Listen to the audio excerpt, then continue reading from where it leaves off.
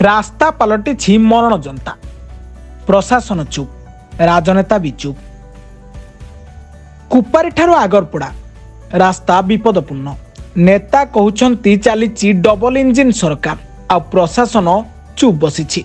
खाली भाषण रे चलीची डबल इंजिन सरकार, ना उन्नति कि विकास, खाली मुह इस्पात, काम सनिपात। ना अच्छी रास्ता, ना अच्छी मरामती, ना अच्छी समृद्धि। जीवन सहित खेल खेलुची डबल इंजिन सरकार।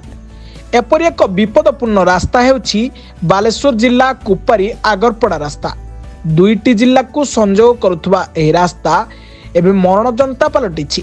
बारंबार गणमाध्यम रे प्रचार प्रसार परे अत्यंत खराब होई पड़िथिबा बर्तना ठारू बालेश्वर जिला शेष एवं भद्रक जिला आरंभ पर्यंत मरामती होइथिला। लोकंक कहवा मुताबक से मरामती कार्य 3 मास भी गलानी। से रास्ताटी एक चलचंचल पूर्ण रास्ता। दैनिक शह शह जानवाहन, स्कूल कॉलेज, जरूरी कालीन गाड़ी और जनसाधारण निर्भर योग्य रास्ता। आंबुलांस ठारू पिलांक कॉलेज जीवा जाए, कॉलेज जीवा ठारू स्कूल जीवा जाए समस्तंक पई निर्भरशील। राज्यर विभिन्न अंचल को यातायात निमंते उद्दिष्ट होइथिले मध्य ए विपदपूर्ण रास्ता प्रति काहारी दृष्टि पड़ुनथिबा देखा जाउछि। काहीं केते कालरू ए निम्नमानर कार्य होई पड़ी रही। कहा प्ररोचना हेउछि ए कार्य बारंबार खराब हेबा ओ कार्य न हेबा केउ उद्देश्य रहिछि। ठिकादार जानी सुनी निम्नमानर काम करुछंती ना तांकु निम्नमानर कार्य करबाकू केही बाध्य करुछि।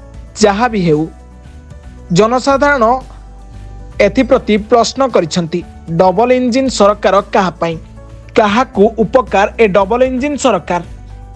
छोट बड़ दुर्घटना घटिबार नजर मध्य रहिछि।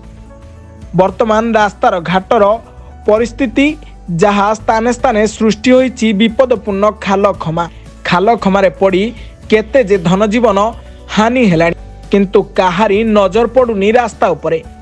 बारंबार व्यवराध हेउछि और निम्नमानर कार्य पई एही रास्ता बदनाम होई पड़ी रहिछि।